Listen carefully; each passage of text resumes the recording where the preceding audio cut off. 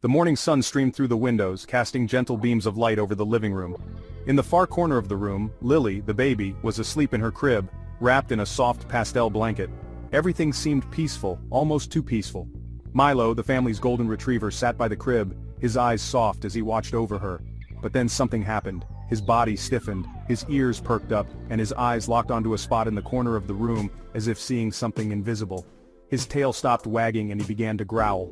A low, deep growl that felt far too ominous for a sunny morning. The baby stirred slightly in the crib, her little hand reaching out into the air, eyes wide, staring not at Milo but into the corner of the room where he had fixed his gaze. Then, suddenly, silence. The house was quiet, nestled in a peaceful suburban neighborhood where the sound of birds chirping filled the air. The streets were empty, the houses lined with green lawns, all bathed in the golden light of early morning. Inside the house, everything was serene. The baby's soft breathing was the only sound that could be heard from the living room. Madison, early 30s with blonde hair pulled into a messy bun, sat curled up on the couch, sipping coffee. Her husband, Henry, mid-30s with a rugged smile, sat beside her, scrolling through his phone. The baby, Lily, rested peacefully in her crib, soft pink blanket draped over her. Madison: "It's nice, huh, Henry?" "Yeah, it's been a while since we've had a moment like this." The golden retriever Milo wandered into the room and lay down by the crib, his nose gently nudging Lily's hand. For a brief moment everything felt perfect, but then, Milo stopped. His head shot up, his eyes narrowing, his growl was soft at first, almost like a murmur in the quiet room. Madison noticed it first. "Madison, Henry, is Milo okay?" Henry: "Yeah, he's probably just spooked by something." Milo's growl deepened. It was no longer soft but guttural, low, and filled with an unease that seemed to infect the room. He started pacing back and forth in front of the crib, his tail no longer wagging, his body stiff. His eyes remained locked on the same corner of the room, the one farthest from the crib. "Madison, Henry, he's really freaking me out. What's going on with him?" Henry, still dismissive, stood up and walked over to the dog. "Henry, relax, he's probably just hearing something outside, it's nothing." But Milo wasn't listening. The dog's focus never wavered from the corner of the room. His growl became a warning, urgent, as if trying to communicate something only he could sense. Madison's instincts kicked in. "Madison, Henry, I don't think it's nothing, he's scared." She approached the dog, kneeling beside him. "Madison, Milo, what's wrong, boy?" she whispered, reaching out to pet him, but Milo pulled back, his body trembling with fear. It wasn't like him at all. Then, without warning, Milo began barking loudly, furiously, desperately, scratching at the door like he needed to get out, as if there was something wrong inside the house. Henry turned to Madison, a frown forming on his face. "Henry, this isn't like him. What's happening?" "Madison, maybe we should check the yard, something's not right." Henry opened the door, stepping outside onto the porch. The sun shone brightly, but there was an uncomfortable stillness in the air. The wind had stopped, and the usual sounds of neighborhood life, children playing, birds chirping, seemed distant. Everything felt eerily quiet. Henry looked back at the house. "Henry, see? It's just the wind, probably." He tried to sound confident, but the chill in the air made him uneasy. "Madison, I don't know, Henry. This doesn't feel right." But before they could talk more, Milo's barking resumed inside, frantic and unrelenting. They quickly turned and rushed back inside, the feeling of dread growing heavier with every step. Inside, Milo stood in front of the crib, still growling, eyes fixed on the same corner of the room. His whole body was taut with anxiety.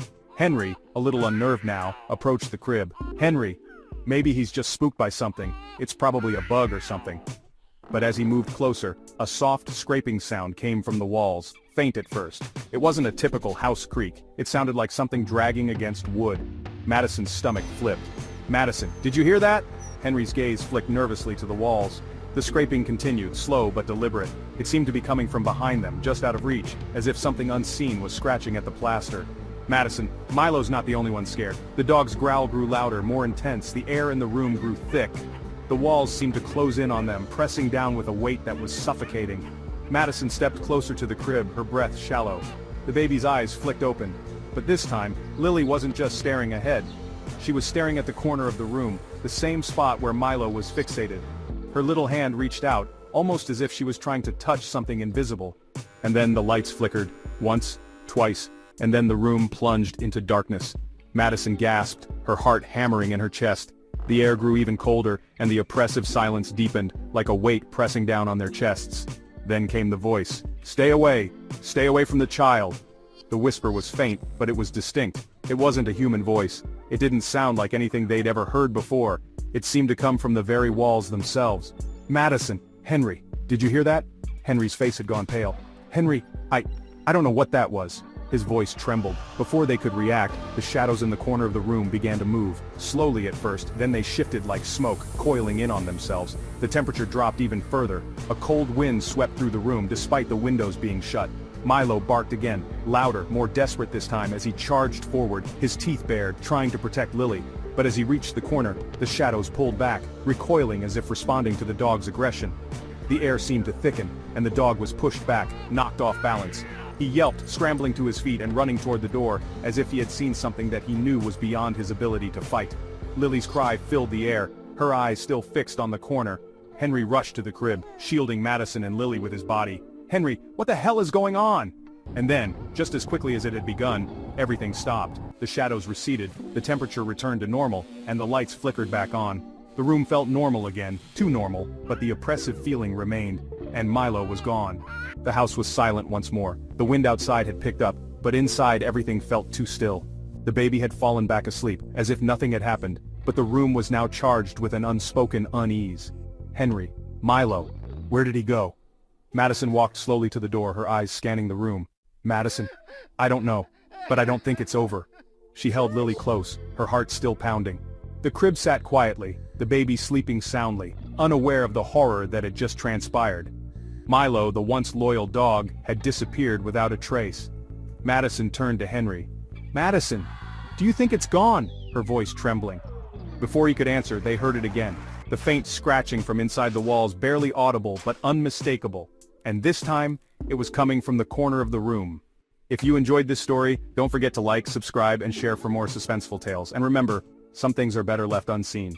The dog, now a hero, was celebrated by the family and the community. They couldn't believe how the dog had saved the baby. The news spread quickly, and soon, the dog was featured on various news channels. The family shared their story, and the dog became a symbol of loyalty and bravery. The baby, now safe, grew up with the dog as its protector and best friend. This heartwarming story reminds us of the incredible bond between humans and their pets. In the aftermath of the incident, the family took extra precautions to ensure the baby's safety. They installed security cameras and baby monitors to keep an eye on the baby at all times. The dog continued to be vigilant, always staying close to the baby. The family was grateful for the dog's presence and couldn't imagine life without it. This chapter highlights the importance of pet safety and the measures families can take to protect their loved ones. The story of the dog and the baby became a local legend. People from all over came to meet the heroic dog and hear the family's story. The dog received numerous awards and recognition for its bravery. The family felt blessed to have such a loyal and protective pet. This chapter serves as a conclusion to the heartwarming story, emphasizing the bond between the family and their beloved dog.